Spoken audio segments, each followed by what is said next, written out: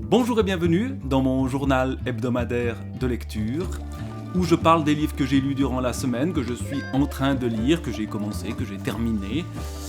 Et cette semaine, nous allons, voici la pile, parler de plusieurs livres, 1, 2, 3, 4, 5 livres que je lis ou que j'ai lus cette semaine. Certains j'en ai déjà parlé, d'autres un peu moins.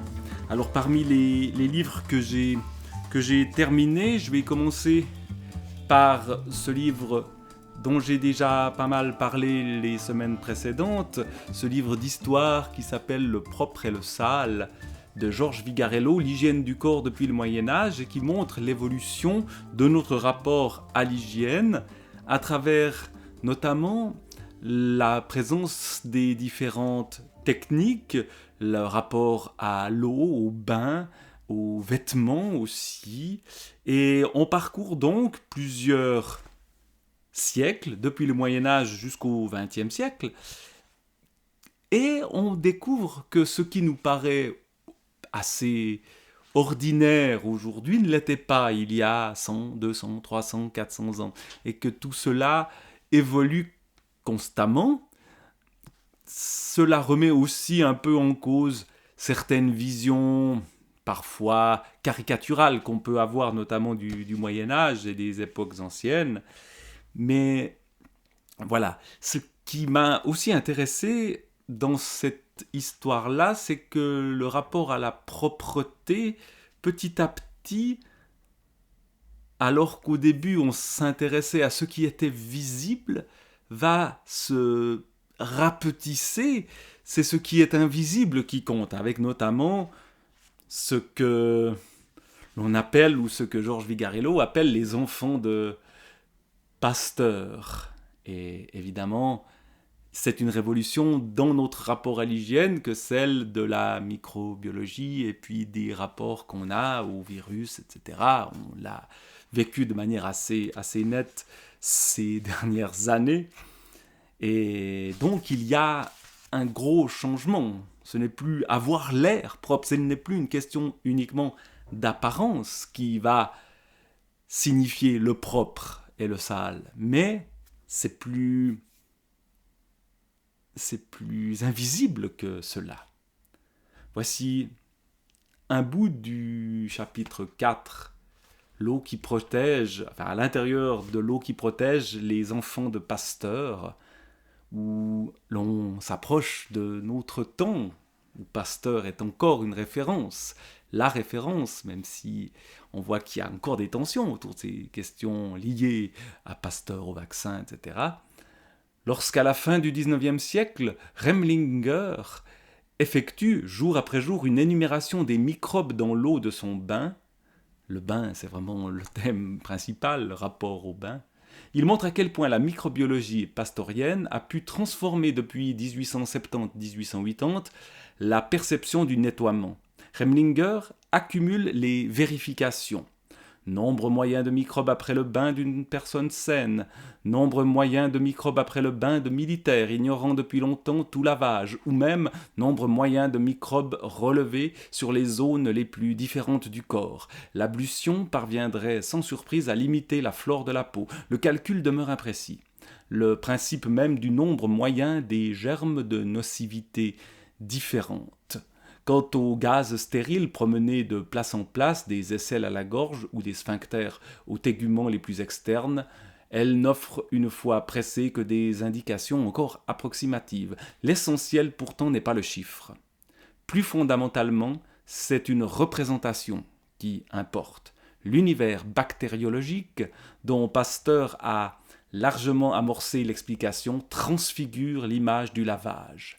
L'eau efface le microbe. Le bain a un nouvel objet, faire disparaître une présence corpusculaire. La rupture ne se discute plus entre une telle attention et celle des médecins de la fin du XVIIIe siècle, plongés dans leur baignoire pour évaluer le rythme de leur pouls ou éprouver la contrainte de leur souffle. Mais un écart s'amorce aussi entre cette visée nouvelle et l'attention qui, depuis quelques décennies, s'attardait aux crasses obstruantes. Le danger existe en dehors de toute crasse. La peau porte des germes cachés, elle peut entretenir des agents invisibles. Elle offre dès lors au nettoiement un rôle très précis, balayer replis et anfractuosités pour chasser une présence à la fois infime et dangereuse. Voilà l'aboutissement de cette histoire de l'hygiène avec les enfants de Pasteur. Nous sommes peut-être les petits-enfants, les arrière-petits-enfants de Pasteur, avec notre rapport à l'eau, notre rapport à cette question du propre et du sale.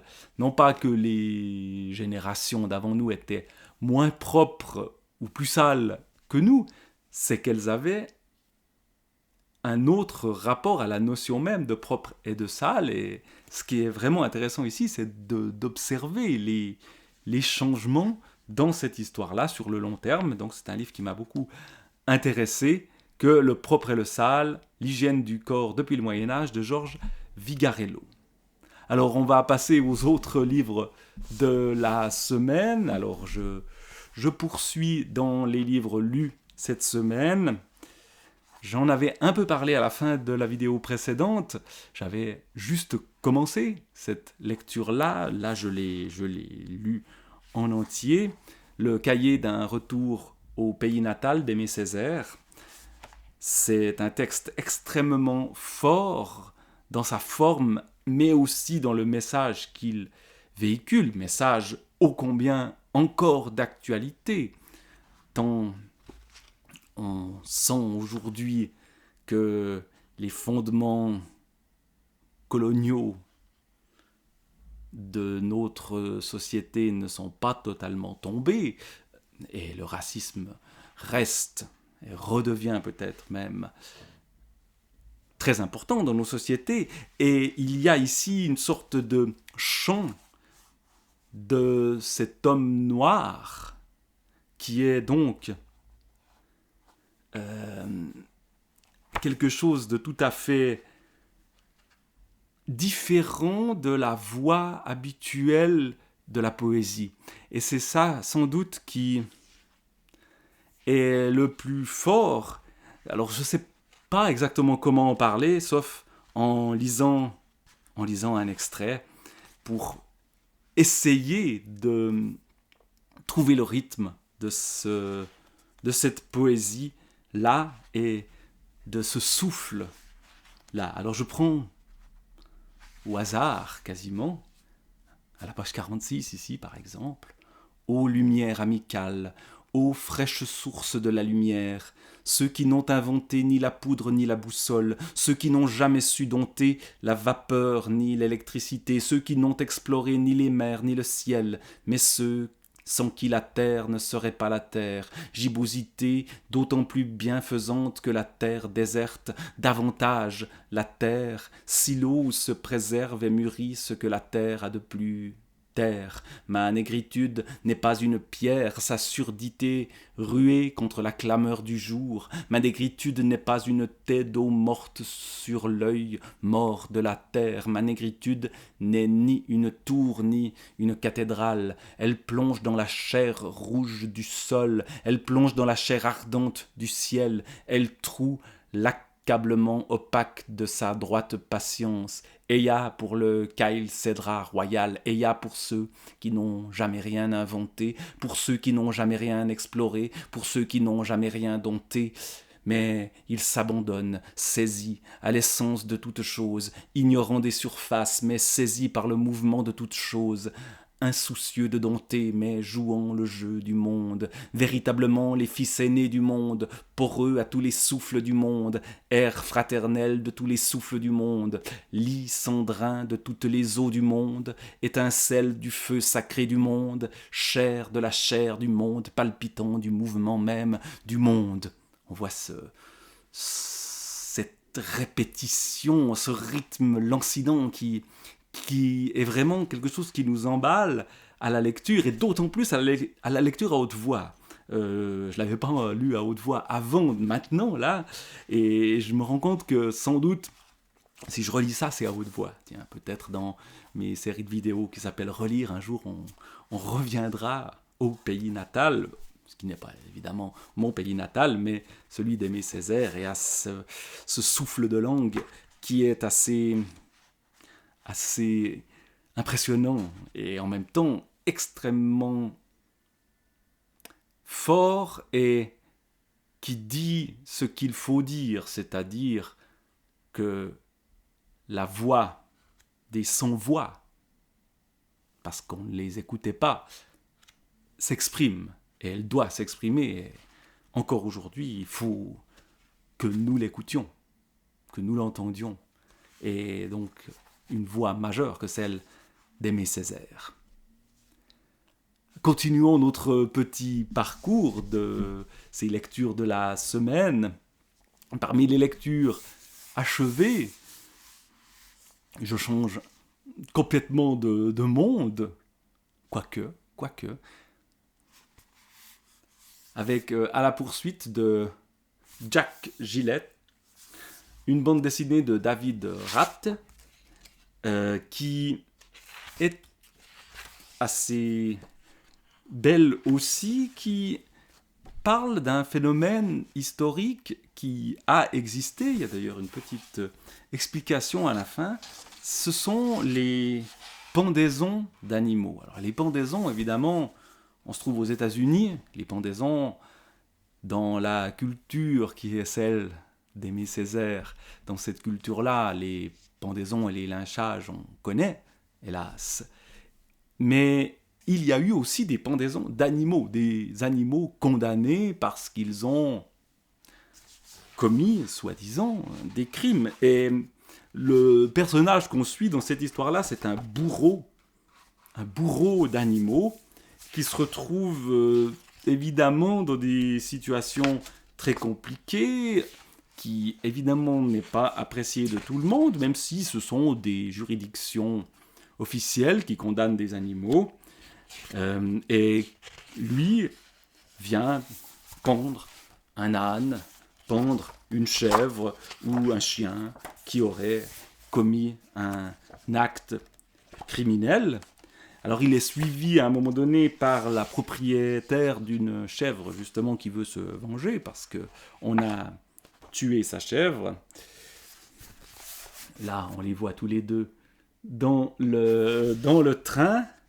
Et cette histoire-là est tout à fait passionnante dans ce rapport aussi à la justice. Quelle justice il y a quand on se met à condamner des animaux qui ne peuvent pas se défendre, qui n'ont pas la parole pour se défendre. Et cela pose plein de questions, et notre bourreau d'animaux, lui, en plus, il déprime un peu parce qu'il est fils de bourreau, mais d'un bourreau d'homme, c'est quand même beaucoup plus noble. Et va-t-il continuer? Alors, il y a un petit problème qui va se poser, c'est qu'à un moment donné, l'animal qu'il doit pendre, ça va être compliqué. Je vais vous le montrer.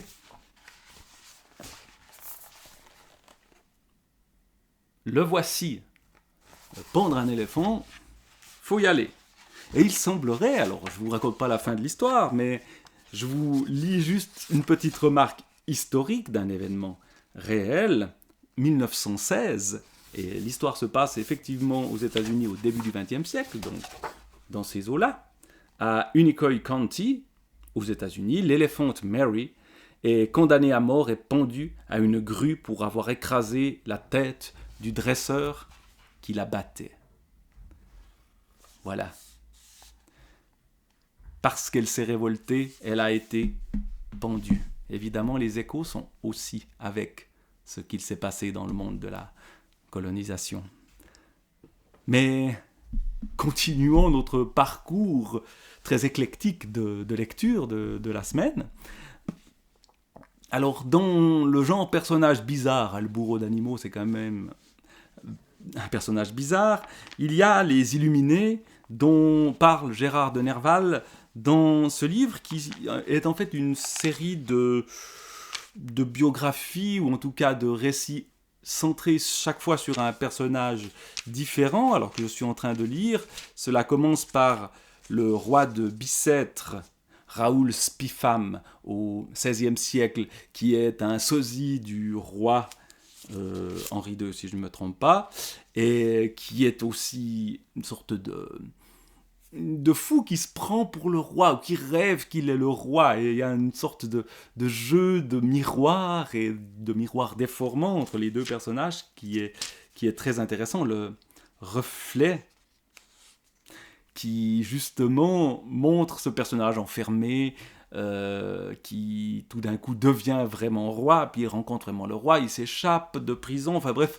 des histoires un peu effectivement d'illuminés au sens où on a affaire à de la folie, mais aussi ces gens enfermés qui s'enfuient, ben, c'est aussi l'histoire de l'abbé de Bucquoy qui s'évade de la Bastille, qui était déjà dans Les Filles du Feu d'Angélique. Il est question de l'enquête sur cet abbé de Bucquoy, et là aussi on assiste à ces tentatives d'évasion, et puis l'autre biographie là, que je suis en train de lire dans cette série d'Illuminés, il y en a encore d'autres dont je parlerai plus tard, Les Confidences de Nicolas, Restif de la Bretonne. Alors encore des personnages un peu oubliés quand même. Enfin, Restif de la Bretonne, j'avais un peu vaguement l'idée que c'était un auteur du XVIIIe siècle, bon, qui est mort d'ailleurs au XIXe, mais voilà, j'en savais pas grand-chose. Alors là, je découvre un peu ses aventures, ses amours de jeunesse, etc. C'est tout à fait intéressant de suivre ces personnages-là dans ce qu'ils ont d'étrange, d'illuminé également. Par exemple, Raoul Spiffam, donc le roi de Bicêtre, le sosie du roi, est accompagné aussi d'une sorte de poète qui est un sosie de poète et qui considère que les poètes de l'époque du XVIe siècle où l'histoire se passe lui ont tout piqué. En gros, il se plaint que Ronsard du Bellay et Mélin de Saint-Gelais ont copié ses propres vers. Et donc il y a des passages tout à fait intéressants. On amena dans sa chambre, donc la chambre du faux roi ou du vrai sosie, enfin de Raoul Spiffam, un petit homme, demi-chauve, à l'œil vert, qui se croyait, lui, le roi des poètes, et dont la folie était surtout de déchirer tout papier ou parchemin non écrit de sa main, parce qu'il croyait y voir les productions rivales des mauvais poètes du temps qui lui avaient volé les bonnes grâces du roi Henri et de la cour. On trouva plaisant d'accoupler ces deux folies originales et de voir le résultat d'une pareille entrevue. Ce personnage s'appelait Claude Vignet et prenait le titre de poète royal. C'était du reste un homme fort doux, dont les vers étaient assez bien tournés et méritaient peut-être la place qu'il leur assignait dans sa pensée. En entrant dans la chambre de Spiffam, Claude Vignet fut terrassé, les cheveux hérissés, la prunelle fixe. Il n'avait fait un pas avant que pour tomber à genoux. « Sa Majesté !» s'écria-t-il. « Relevez-vous, mon ami, dit Spiffam en se drapant dans son pourpoint dont il n'avait passé qu'une manche. Qui êtes-vous ? Mais connaîtriez-vous le plus humble de vos sujets et le plus grand de vos poètes, ô grand roi ? Je suis Claudius Vegetius, l'un de la Pléiade, l'auteur illustre du sonnet qui s'adresse aux vagues crépelées. Sire, vengez-moi d'un traître, du bourreau de mon honneur, de Mélin de Saint-Gelais. Bon, voilà ce genre de personnage. Le bourreau, tiens, on le retrouve. On avait le bourreau ici d'animaux. Et on a donc les poètes bourreaux des autres poètes dans la folie de ce Claude Vignet ou Claudius Vignetus. Voilà. Alors dans le genre personnage étrange, le dernier personnage dont il va être question dans ce journal de lecture, c'est Garp, John Irving, Le Monde selon Garp. Alors un roman long et tout à fait étrange, qui a eu énormément de succès à l'époque de sa parution dans les années 1970, en 1980 pour la traduction française, fin des années 70 pour la version en anglais. Alors là aussi, c'est une histoire très étrange, notamment l'histoire de la mère de ce Garp qui va devenir écrivain, et on lit, et ça c'est très intéressant, on lit le roman qui nous raconte la vie de ce Garp, et en même temps on lit aussi des textes que lui-même aurait écrits, évidemment tout est écrit par l'auteur John Irving, je ne sais pas comment ça se dit, et donc on lit avec un intérêt, parce qu'il y a beaucoup d'humour dans cette histoire-là, mais en même temps beaucoup de violence, notamment autour de la sexualité. Le passage que je viens de lire, une sorte de viol d'enfant, dont le personnage de Garp est plus ou moins témoin. Il arrive après sur les lieux, mais on le prend pour le criminel. Des histoires assez affreuses. L'histoire de la conception de Garp qui est aussi très étrange, parce que sa mère veut un enfant, mais elle ne veut pas trop avoir de rapport avec les hommes, alors elle se retrouve pendant la Deuxième Guerre mondiale, et en gros avec un personnage qui est un blessé, alors qu'elle est infirmière, et un blessé qu'on appelle un blessé, je ne sais plus, il y a un terme qui est utilisé dans le texte, mais qui n'a aucune chance de survie, et c'est avec ce blessé-là que l'infirmière va faire cet enfant dans un seul acte sexuel qui a lieu, alors qui donne un peu naissance à une légende. L'histoire que connaissait Garp se limitait à ce que Jenny, donc sa mère, racontait à quiconque avait le culot de la questionner. Le père de Garp était un soldat, il avait été tué à la guerre. Qui trouvait le temps de se marier en temps de guerre ? Et en fait, ce personnage de Garp, le seul mot qu'il savait dire, c'est Garp. Et encore, plus le temps avance, plus son langage se rétrécit. Garp, harp, aga, plus rien.